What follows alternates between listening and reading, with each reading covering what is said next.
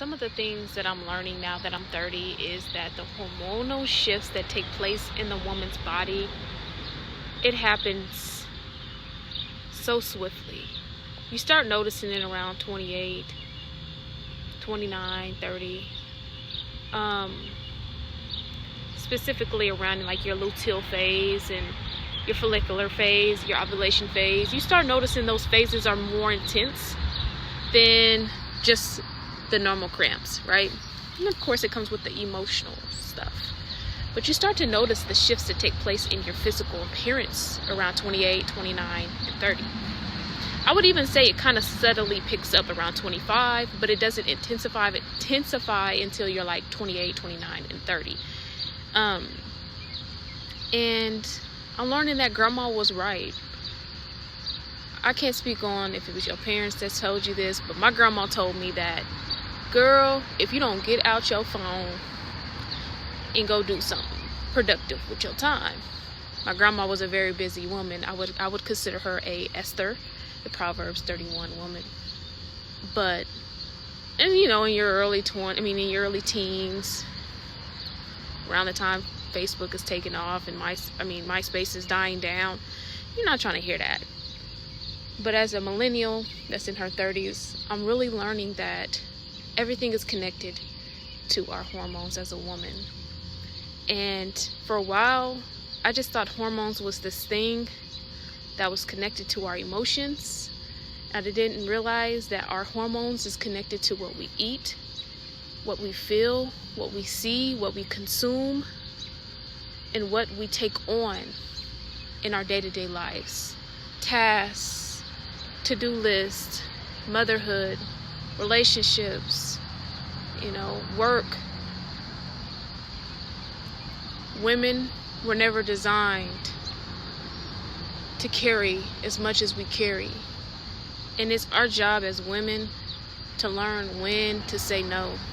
Starting to realize the older that you get that you learn things about being a woman every day. And it's crazy because you don't realize the cry for help that women face on a day-to-day basis until you step foot in the healthcare system as a woman who's struggling with something that she's not sure what she's dealing with, and they're told that they can't figure out what it is due to lack of research.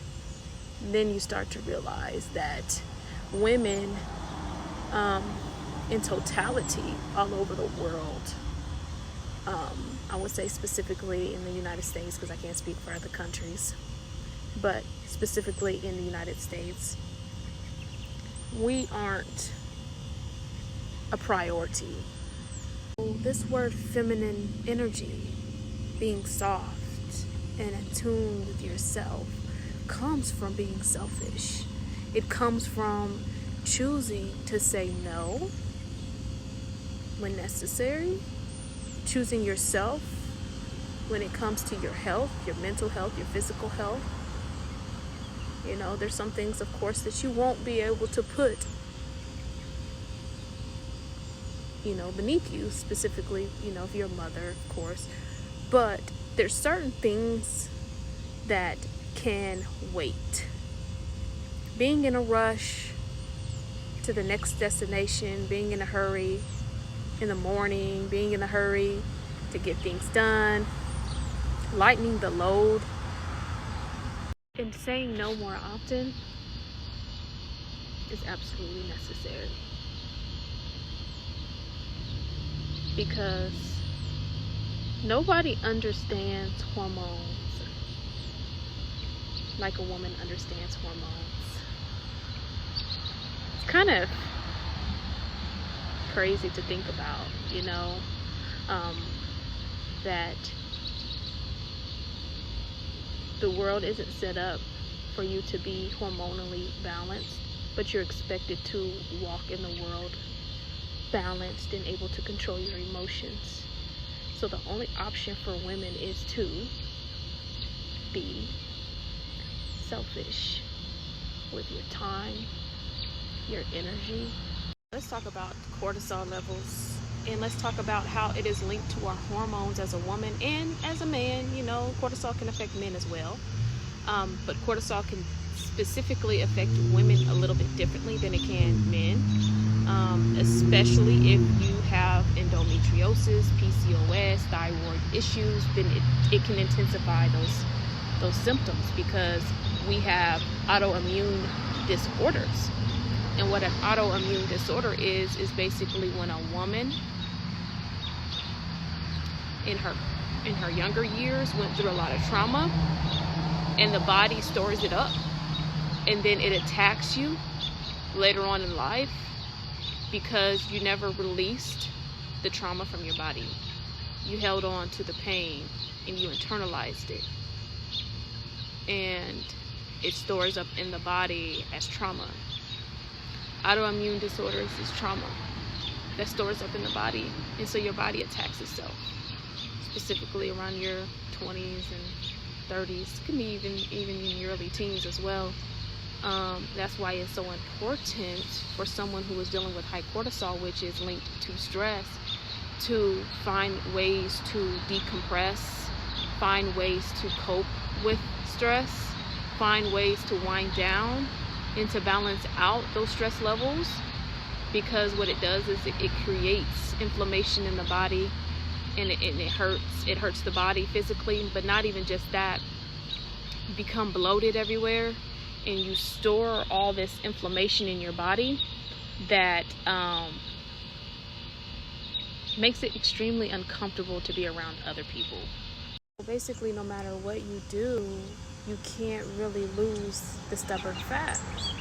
And I'm learning that between cortisol levels and insulin resistance, those are the key factors on why us women are having a hard time losing fat in those certain areas, like the gut, the arms, and face. And the only way you can really lose or balance your hormones, because sometimes it's not just about losing fat, sometimes it's how you're feeling. Just the high cortisol alone can trigger your hormones and have you feeling like you're about to start, even though you're not even about to start for another 2 weeks, 3 weeks. Like, seriously, it can keep you in that hormonal space of premenstrual rage just because of the stress levels that you're experiencing. So the high level cortisol levels is from doom scrolling. Our body is addicted to negative information. When you doom scroll, and most of the time all you're seeing is negative things, and even if it ain't negative, it's dopamine. If it's not natural dopamine, like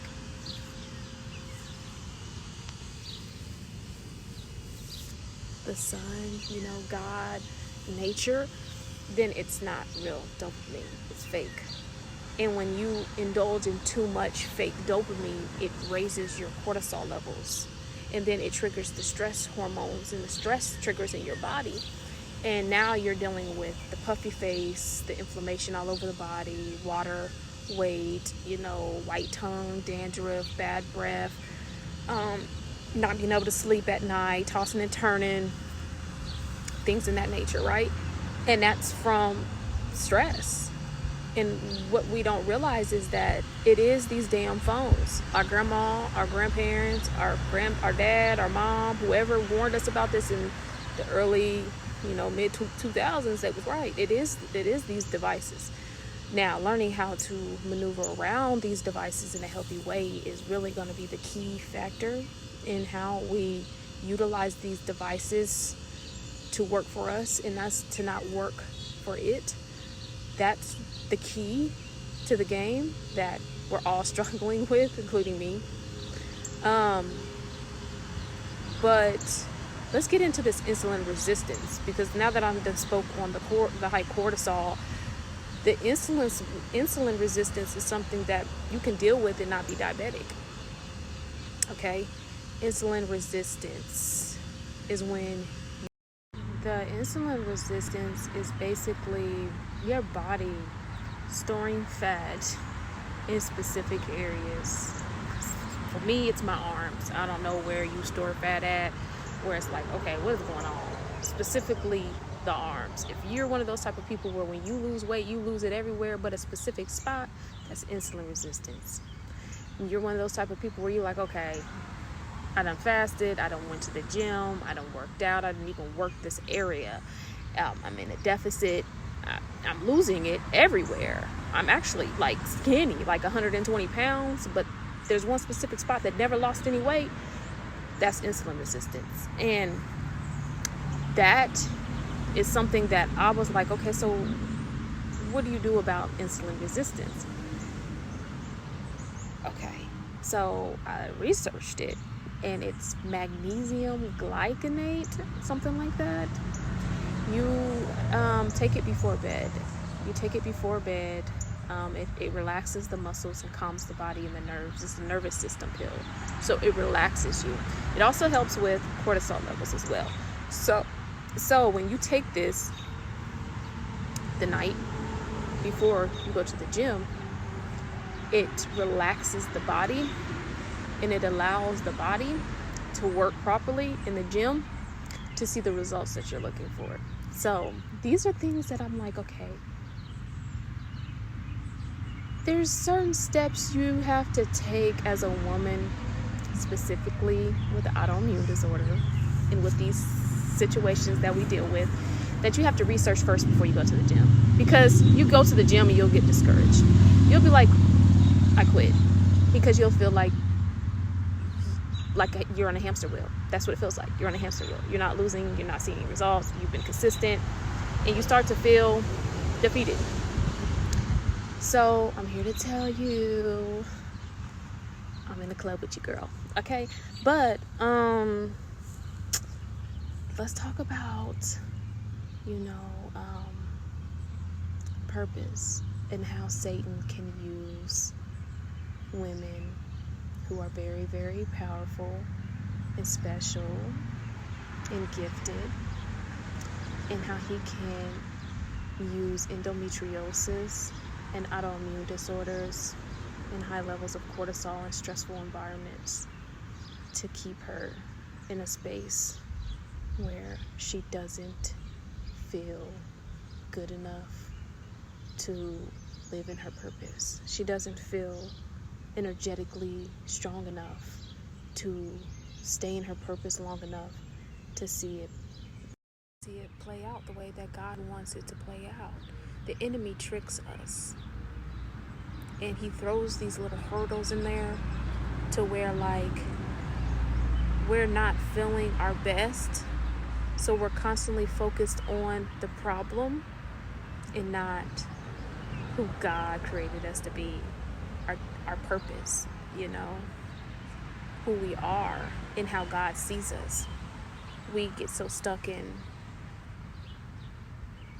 our insecurities, our trauma, our pain, and feeling like a letdown because hormones, let's be honest, when we go through this roller coaster ride of luteal phase and endo and hormonal things that take place, 99.9% of the time, that's not really who we are, right? That's why we beat ourselves up, especially after we come out of it, because we're like, man, you start feeling like, am I really this mean? No, we're not. We're designed to live in balance and peace and calm and safety.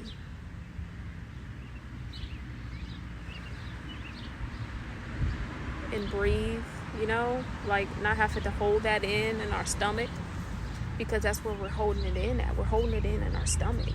We're not breathing throughout the day. We're carrying way too much, not too much to the point where we're not able to inhale and exhale. And I think it's time, y'all, that as women show ourselves what it feels like to be safe, what it feels like to have boundaries, what it feels like to breathe, to relax, to be present, to be balanced, to be healthy, to be happy.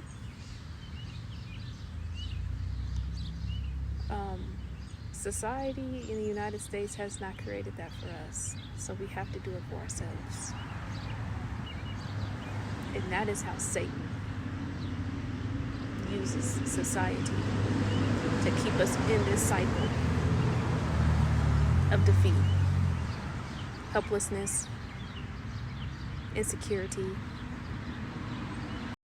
and unfortunately, sometimes it takes you reaching the age 30 in a midlife crisis for you to realize that you deserve more. And that's okay. That's okay. Because when you have a good heart, life gonna beat you up. And that just comes with it. And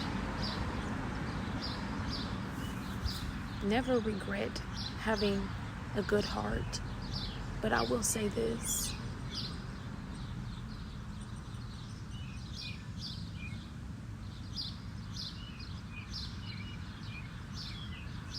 Learn what boundaries mean. Learn what boundaries mean. Respect yourself. You make a mistake one time, learn from it. Don't do it again. If you do it again, pick yourself back up. Give yourself grace. And the next time, choose you. Okay?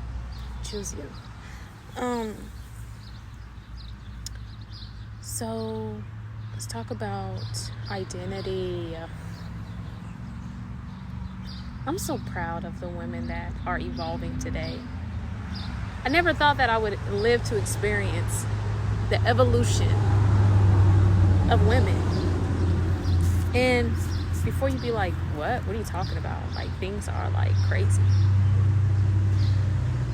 What we're witnessing is a lot of women finally coming back to the way that God designed it to be. See, what happened was women were living outside of God's design for so long. And what you're seeing is a lot of women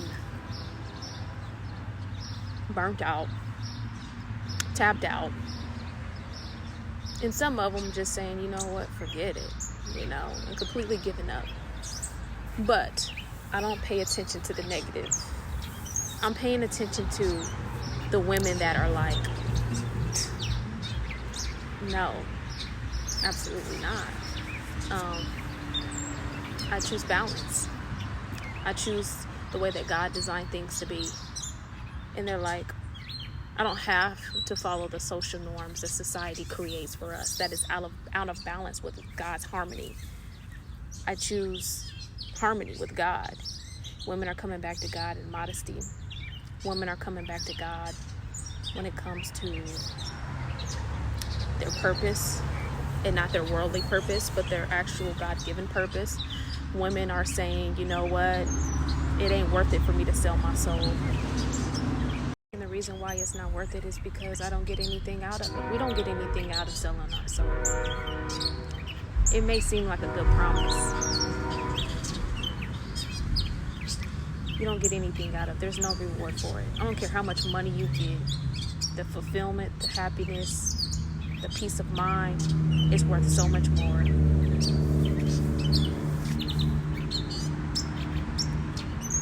Women are tired of getting the end of the stick.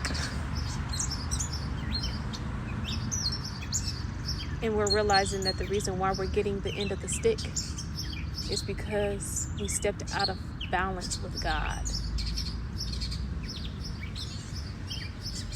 And watching women all over the world go back to modesty, watching women realize, well, I don't have to get a BBL, I don't have to change my body to look like a copy and paste of the IG models we see on Instagram. I don't have to look like everybody else. I can be unique. I can be myself. I don't have to wear this specific outfit. I can go to the thrift store and I can thrift my own outfit, and I can come up with my own sense of style, and it doesn't have to look like everybody else's. We don't have to look like everybody else. We don't have to talk like everybody else. We don't have to act like everybody else. We don't have to do our makeup like everybody else. We don't have to do our hair like everybody else. So what if she likes to wear her hair like that? So what she likes to do. We are learning that originality and identity in who you are and who God created you is far more precious than being like the world. The world is getting tired of seeing the same person in different bodies over and over and over and over and over and over. It's to the point where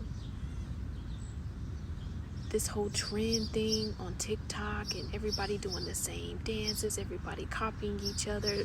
Nobody has their own identity when it comes to their purpose. They want to take somebody else's because it looks cool on them.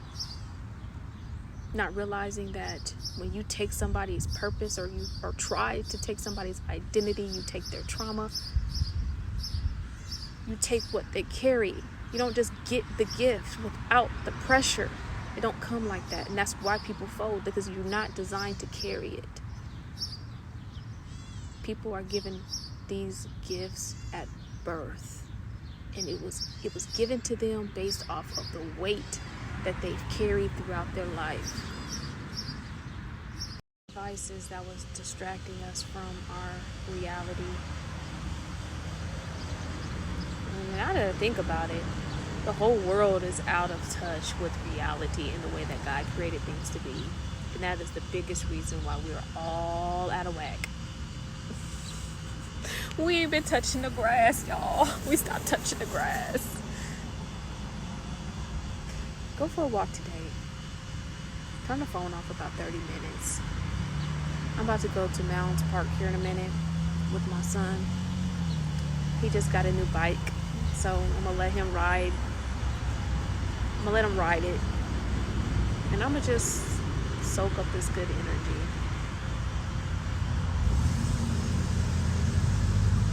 Cheers to being a woman, but most importantly, cheers to